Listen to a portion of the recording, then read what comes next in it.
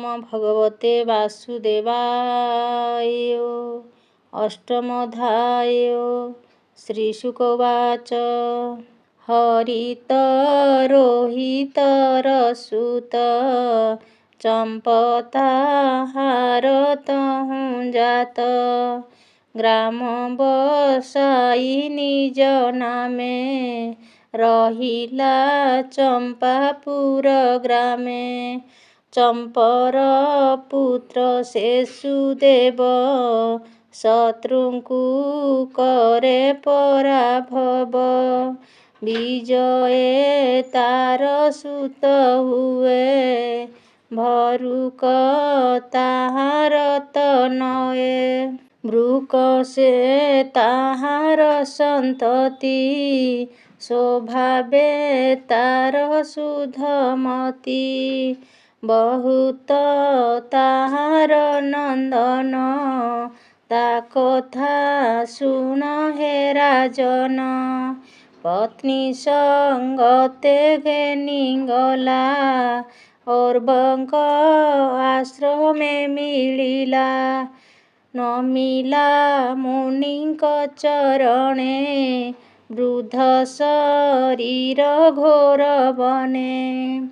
सभये छाड़िला जीवन मुनि होइले दुख मन। तारकामिनी दुख मने पशिला बेले हृतासने। मुनि जानिले तार भाव उदरे 5 मास गर्भ। बोइले अनले नपस होइब ए राजार वंश। मुनि बचने से अबला अनल कुंडे न पशिला। शुण राजन मन देई ता गर्भ कथा तोते कही।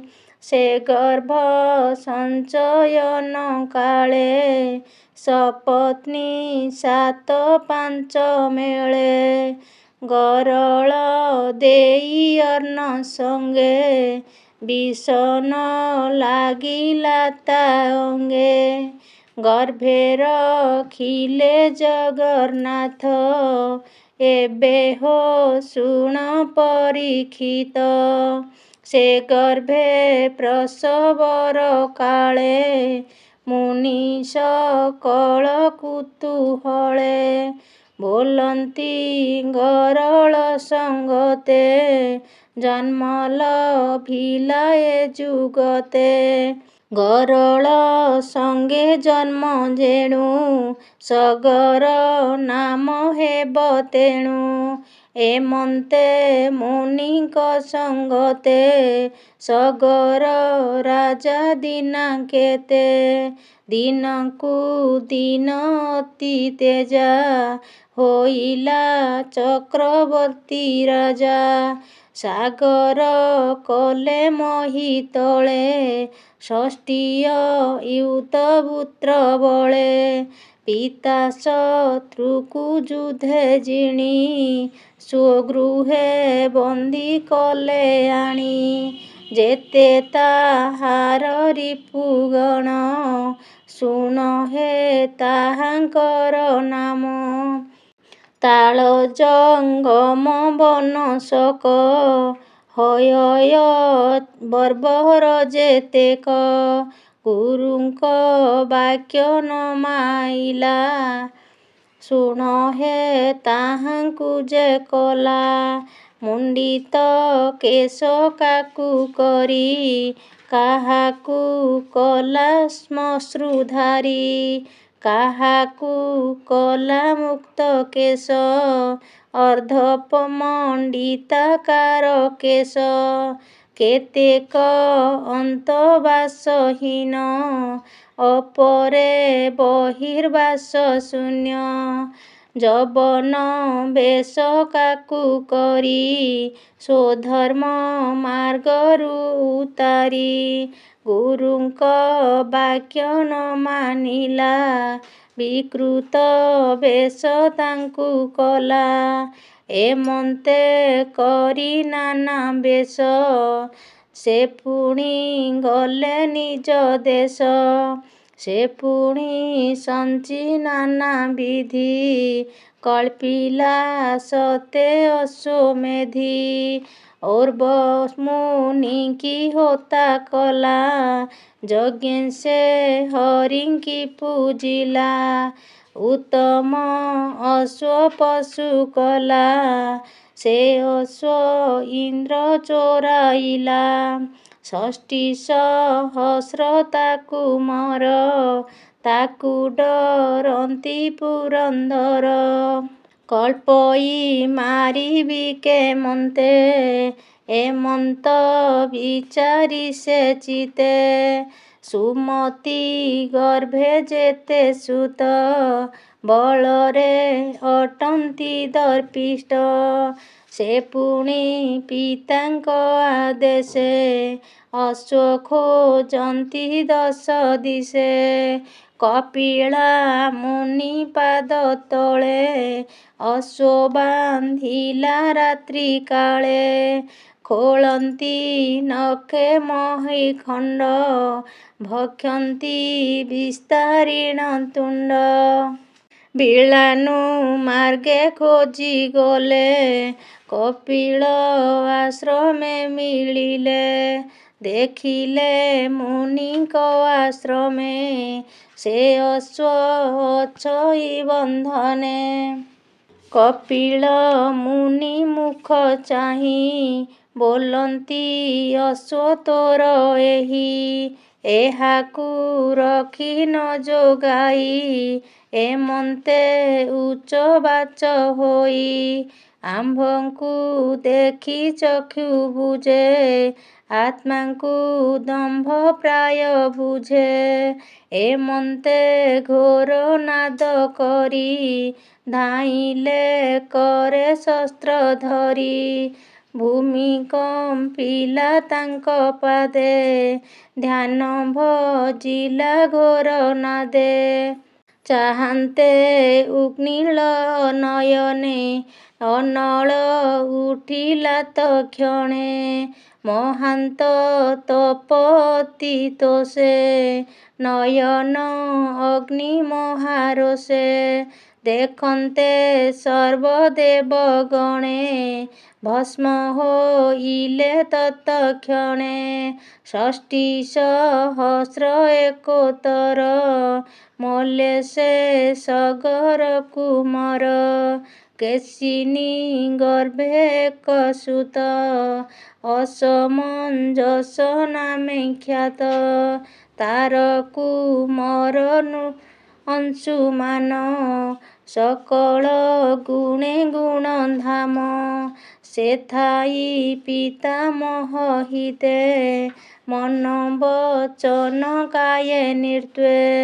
ସେ ଅସମଞ୍ଜ ଯୋଗ୍ୟହୀନ କରେ ବିଶୁଦ୍ଧ ଆଚରଣ। ସେ ପୂର୍ବ ଜନ୍ମେ ଯୋଗୀ ଥିଲା ସଙ୍ଗରୁ ଯୋଗ ଭ୍ରଷ୍ଟ ହେଲା।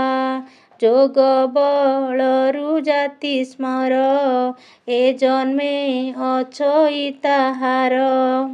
ଯେଣୁ ସେ ସଙ୍ଗ ପରିହରି ଲୋକେ ନିନ୍ଦିତ କର୍ମ କରି। ଅସମଞ୍ଜସ ନାମ ଯେଣୁ ଲୋକଙ୍କୁ ହିଂସା କରେ ତେଣୁ। ନିର୍ତ୍ତୋହିଂସଇ ଜ୍ଞାତି ଗଣ କରି ଅନ୍ୟାୟ ଆଚରଣ। ଶିଶୁମାନଙ୍କୁ ଧରି ବଳେ ଖେପେ ସରଜୁ ନଦୀ କୂଳେ। ଦେଖି ତାହାର ମନ୍ଦପଣ ଅଯୋଧ୍ୟାବାସୀ ପ୍ରଜାଗଣ। ସଗର ନିକଟେ ମିଳିଲେ ପୁତ୍ର ବୃତ୍ତାନ୍ତ ଜଣାଇଲେ। ସଗର ହୋଇଣ ଦୁଃଖିତ ପୁତ୍ର ସ୍ନେହକୁ କଲା ତ୍ୟକ୍ତ, ଘରୁ ବାହାର କରିଦେଲା। ଯେଣୁ ପ୍ରଜାଙ୍କୁ ପୀଡ଼ା ଦେଲା, ସେ ପୁଣି ଯୋଗ ବଳ କଲା। ରାଜାକୁ ମାୟାରେ ମୋହିଲା, ମୃତ ବାଳକ ଯୋଗ ବଳେ। ରାଜାଙ୍କୁ ଦେଖାଇଲା ଛଳେ, ମୃତ ବାଳକ ମାନ ନେଲା। ପ୍ରଜାଙ୍କୁ ଆଶ୍ୱାସିତ କଲା, ବାଳକ ପାଇ ତୋଷ ମନେ। ଅଯୋଧ୍ୟାବାସୀ ଯେତେ ଜନେ, ବିସ୍ମିତ ହୋଇଲେ ସକଳେ। ଅସମଞ୍ଜସ ଯୋଗ ବଳେ, ତାର ଅଦ୍ଭୁତ କର୍ମ ଦେଖି। ସଗର ହେଲେ ମହା ଦୁଃଖୀ। ଏବେ ହୋ ଶୁଣ ନରନାଥ, ସେ ଅଂଶୁମାନର ଚରିତ। ସଗର ତାର ମୁଖ ଚାହିଁ, ବୋଲଇ ଅଶ୍ୱ ଆଣ ଯାଇ। ଏମନ୍ତେ ପିତାମହ ବାକ୍ୟ, ସେ ଅଂଶୁମାନ ଗଲା ଏକେ। ପିତୃବ୍ୟ ଖାତ ମାର୍ଗେ ଗଲା, ପାତାଳ ଭୁବନେ ମିଳିଲା। ଦେଖିଲା କପିଳ ସମୀପେ, ଅଶ୍ୱବନ୍ଧନ ଅଭିମୁଖେ। କପିଳା ପାଦ ତଳେ ପଡ଼ି, ସେ ଅଂଶୁମାନ କର ଯୋଡ଼ି। ଅନେକ ସ୍ତୁତି ବାକ୍ୟ ବଳେ, ପୂଜିଲା ଚରଣ କମଳେ। ବୋଲଇ ଶିରେ କର ଦେଇ, ଭୋନାଥ କର ମୋତେ ତ୍ରାହି। ଶୁକ୍ର ବିରଞ୍ଚି ମହାଦେବ, କେ କାହିଁ ଜାଣେ ତୋର ଭାବ। ଅଜ୍ଞାନ ଘୋର ମୋହ ନାଶୁ, ସଂସାରେ ସୁତେଜ ପ୍ରକାଶୁ। ସନକ ଆଦି ମୁନି ଯେତେ, ବିଶେଷେ ଭାବନ୍ତି ସେ ତୋତେ। ତୋ ଯୋଗ ଜୀବ ମୋକ୍ଷ ଅର୍ଥେ, ମୁଁ ତୋତେ ଜାଣିବି କେମନ୍ତେ। ତୋ ମାୟା ଜୀବ ଜ୍ଞାନ ହରେ, ସଂସାରେ ଜନ୍ମ ମୃତ୍ୟୁ କରେ। ଜୀବର ଜ୍ଞାନ ଦେବା ଅର୍ଥେ, ତୋର ପ୍ରକାଶ ଏ ଜଗତେ। ଅବିଦ୍ୟା କାମ କର୍ମେ ଜଡ଼େ, ତୋ ମାୟା ବଚନେ ନିରୁଢ଼େ। ଜୀବ ବନ୍ଧନ ତୋ ବିଶ୍ୱାସେ, ଦାରା ତନୟ ଗୃହ ବାସେ। ଏଣୁ ତୋ ଚରଣ କମଳେ, ମୋ ଚିତ୍ତ ନ ରହେ ନିଶ୍ଚଳେ। ଆଜଟି ନିସ୍ତରିଲି ମୁହିଁ, ଭୋନାଥ ତୋ ଚରଣେ ଧ୍ୟାଇ। ଶ୍ରୀ କପିଳବାଚ। ଏମନ୍ତ ତାର ସ୍ତୁତି ଶୁଣି, ପ୍ରସନ୍ନ ଚିତ୍ତେ ମହାମୁନି। ଅଂଶୁମାନର ମୁଖ ଚାହିଁ, ବୋଲନ୍ତି ଅନୁଗ୍ରହ ବହି। ହେ ପୁତ୍ର ଅଶ୍ୱ ଘେନି ଯାଅ, ତୋ ପିତାମହ ପାଶେ ଦିଅ। ଏ ଅଶ୍ୱ ଯଜ୍ଞ ପୂଜା କରି, ମୋହ ସଂସାରୁ ଯିବ ତରି। ଏ ଯେ ତୋହର ପିତୃକୁଳେ, ଭସ୍ମ ହୋଇଲେ କୋପାନଳେ। ଏହାଙ୍କ ମୋକ୍ଷ ଗଙ୍ଗା ଜଳେ, ଅନ୍ୟଥା ନାହିଁ ଏ ଶୟଳେ। ଏମନ୍ତେ କପିଳ ବଚନେ, ସେ ଅଂଶୁମାନ ତୋଷ ମନେ। ତକ୍ଷଣେ ଅଶ୍ୱକୁ ଆଣିଲେ, ସେ ପିତାମହ ପାଶେ ଦେଲେ। ଏ ପଶୁ ମାଂସେ ଯଜ୍ଞ କର, ବିଷୟ ସଙ୍କଟୁ ନିସ୍ତର। ଅଂଶୁମାନଙ୍କୁ ରାଜ୍ୟ ଦେଇ, କର୍ମ ବନ୍ଧନୁ ମୁକ୍ତ ହୋଇ। और बंक बोले बने गला, अन्ते गोविंद कुल भिला। बोलई विप्र जगन्नाथ, नवम स्कन्धे भागवत। सुजने शुण अनुक्षणे, से हरि चरित पुराणे। अविद्या बध पार होई, अन्ते पाइब भावग्राही। इति श्रीमद्भागवते महापुराणे पारमहंस संहिताया 82 नवम स्कन्धे सगर वंशानुचरित नाम वंशानुचरित कथने नाम अष्टमोऽध्याय। ओम नमो भगवते वासुदेवाय।